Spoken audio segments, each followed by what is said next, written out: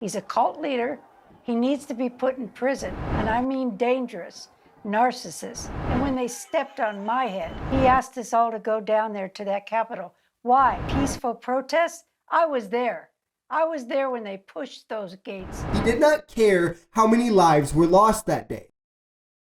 Just 3 years removed from the horrific events on January 6th, and it seems that even Donald Trump's most vehement supporters are now ready to turn on him, as CNN had on a Trump supporter who not only voted for him in 2016 and 2020, but was there in person to storm the Capitol and served 2 months in prison for doing so. Well, she had some interesting words pertaining to Trump, MAGA, and Joe Biden. Let's take a look, starting with MAGA and the events on January 6th. What they've got going right now is this huge gaslighting smear campaign going on, telling me that it was a peaceful protest. I was there.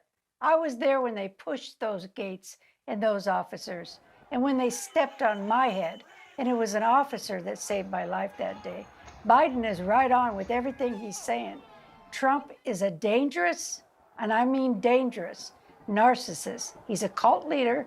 He needs to be put in prison. And again, she voted for Trump twice, was part of MAGA, and took part in storming the Capitol on January 6th. And even she can step back and say, hey, maybe things got a bit out of control on that day. And for her to have gone through what she's gone through, only for Trump and MAGA to turn around and say, nah, it was a peaceful protest, nothing violent happened. It's invalidating to stories like hers, where she had an officer save her life. And multiple people have stories like this where they would be dead had that intervention not happened. It just shows how willing Trump is to gaslight and manipulate people, even people who support him, just to get what he wants. Next, she gets asked if she believes that Donald Trump had any part in inciting the insurrection.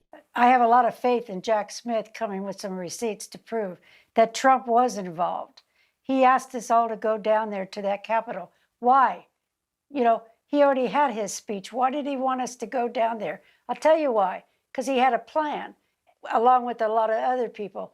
And why haven't they made Mike Flynn and Steve Bannon responsible? So don't take it from me or the lefties who have Trump derangement syndrome. Take it from someone who was involved with the whole thing and supports Donald Trump. Trump told them to go down there after he already gave his speech. At no point called them off or told them to chill, actually told them to fight like hell, and never mobilized the troops. It was clearly a trap, and clearly all part of some grander scheme where the people in this mob were just pawns to him, where the officers and the congressmen at the Capitol were just pawns to him. He did not care how many lives were lost that day. That is something people need to understand. And she goes on to touch on Biden and how 3 years removed from the horrific events of January 6th, the narrative is getting worse. You know, right now, under the administration of Biden, it's getting better. However, the narrative with the J6 is getting worse. And what's happening with Trump's rhetoric out there, the lone wolves is what I'm worried about, that are going out there and they're becoming dangerous.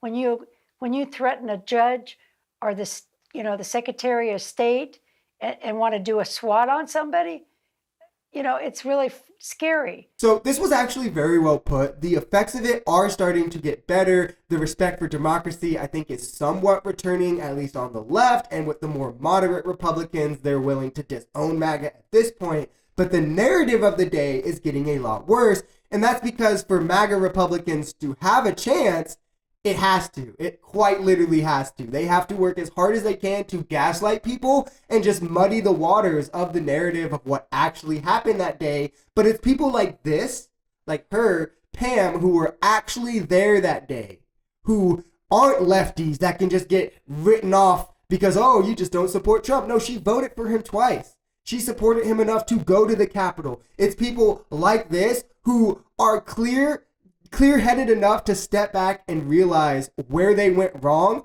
that represent the chance that Trump and MAGA won't get to rewrite history and instead will be held accountable for their actions, as they should. If you enjoyed this video, we are Social Society. We're a commentary channel influenced by politics, society, and the economy. We are pretty left-leaning on this channel, but we're open to our right-wingers as well. The biggest thing here is having conversations that get everyone to the bottom of the truth. If that sounds like something that could interest you, consider smashing that subscribe button, leaving us a like, or even commenting on this video, because the only way we become a society is together.